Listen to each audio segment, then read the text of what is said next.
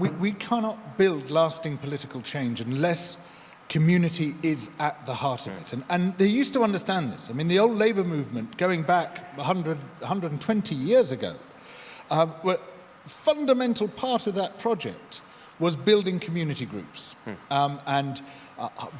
Groups built around neighbourhoods, groups built around projects, groups built in the workplace, obviously, hobby groups, holiday clubs. They had the Clarion Cycling Club, the Workers' Education Association. All these they saw as absolutely essential if you were to have lasting and meaningful and deep political change. And we have kind of forgotten that. Sure. We kind of imagine that you just need to generate a national movement and then the national movement's going to do everything for you. Obviously, you need the national movement as well, and in fact, you need global movements as well. But so much of what is important is on your doorstep, and we've become shy. We sort of withdraw from that arena, whereas I think in some ways it is the critical one.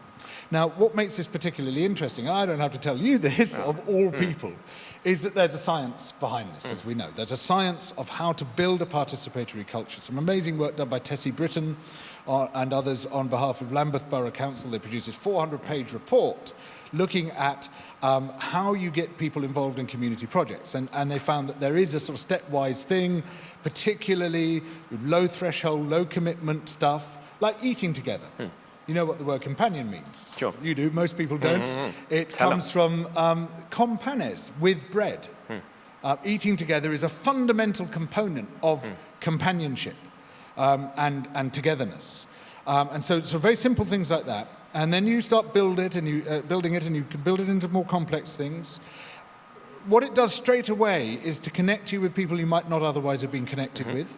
People who are outside your immediate social group, because you suddenly find that lots of different kinds of people want to do a similar thing. I think of the allotment association that I'm in, where there are people from about 50 different nations, first or second generation immigrants there, all classes, all ages, and it's a fantastic opportunity to connect with people and see those people as being people like me, because they love doing the same thing. And suddenly you overcome those more obvious religious barriers or skin color or class or background or place of origin and all the rest of it. Suddenly, those are much less relevant than the fact that we're all doing the same thing in the same place. And the quality of your pumpkins. Yeah, quite, exactly.